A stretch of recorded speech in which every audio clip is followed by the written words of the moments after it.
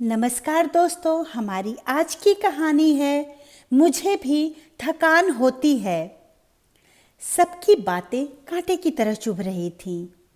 दीपिका आज सुबह से चिड़चिड़ी हो रही थी क्योंकि रात को नींद पूरी न होने के कारण सर में जोरों से दर्द था।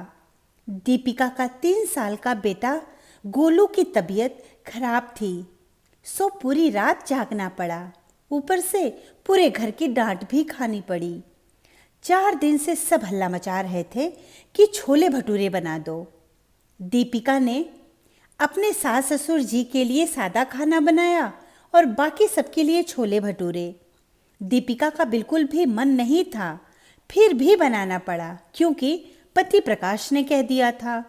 प्रकाश बोला, दीपिका, बड़े भैया के बच्चे हमारे पास रह रहे हैं, ध्यान रखना उन दोनों बच्चों में और अपने गोलू में अंतर मत करना।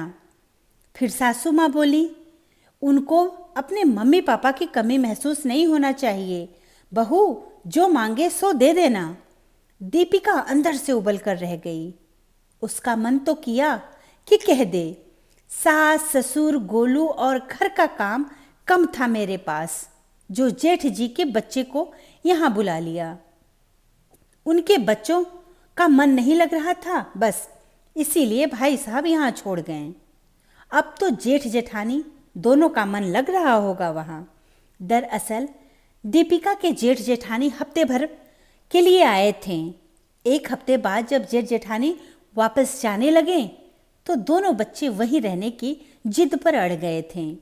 दीपिका को वैसे बच्चों से कोई परेशानी नहीं होती, लेकिन जब बच्चे रोज नई नई फरमाइश करते और वह थकी होती तो गुस्सा आ ही जाता। परसों छोले भटूरे बनाए और कल समोसे। बच्चे जिद पर अड़े, कह रहे थे चाची प्लीज बना दो। घर में ज़्यादा काम के चलते गोलू का भी ध्यान नहीं रख पाई, जिससे गोलू ने भी तली भुनी चीज़ों को खा लिया तो उल्टियाँ हो गई। गोलू को उल्टी होते ही पूरा घर दीपिका को कोसने लगा कि क्या ज़रूरत थी ये सब बनाने की, और बनाया भी तो ये तो ध्यान रखना चाहिए कि तुम्हारा बच्चा कहीं भूख से ज़्यादा तो नहीं खा गया। दीपिका को गुस्सा तो बहुत आया, लेकिन अपने बच्चे की तबीयत का ख्याल कर चुप रह गई। सुबह उठी तो सब चाय के लिए इंतज़ार कर रहे थे। किसी ने ये नहीं सोचा कि रात भर सोई नहीं तो कोई चाय ही बना दे। गुस्सा होती दीपिका गई किचन में चाय बनाने। चाय बनाकर अखबार पढ़ते सास ससुर को चाय दी तो सासू माँ ने कहा, बच्चे सुबह से भूखे बैठे हैं, जल्दी दूध पीने की आदत है उन्हें, और तुम हो कि इतनी देर से उठकर आई हो।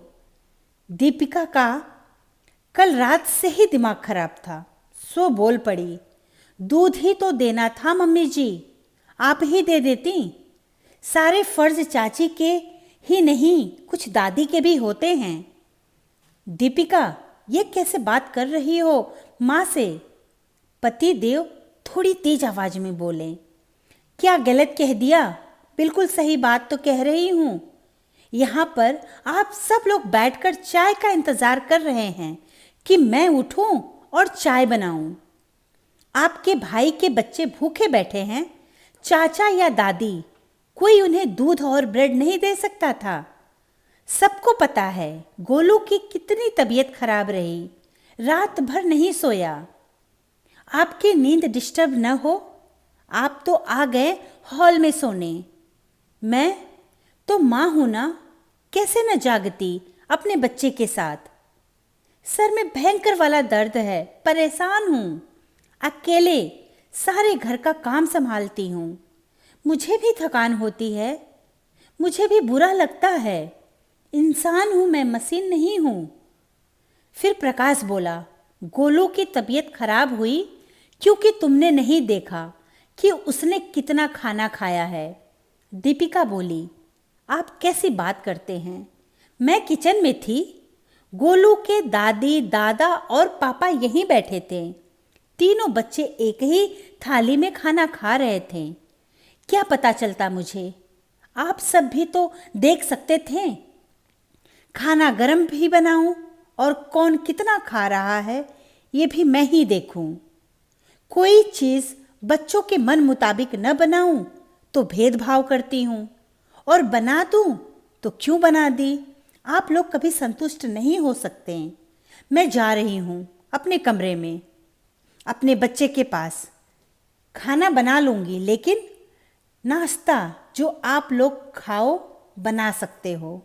दीपिका अपनी चाय लेकर अपने कमरे में चली गई और सासू माँ काफ़ी देर तक खामोश रहने के बाद बोली, चलो बच्चों, दूध गर्म कर दूँ और ब्रेड सेक दूँ।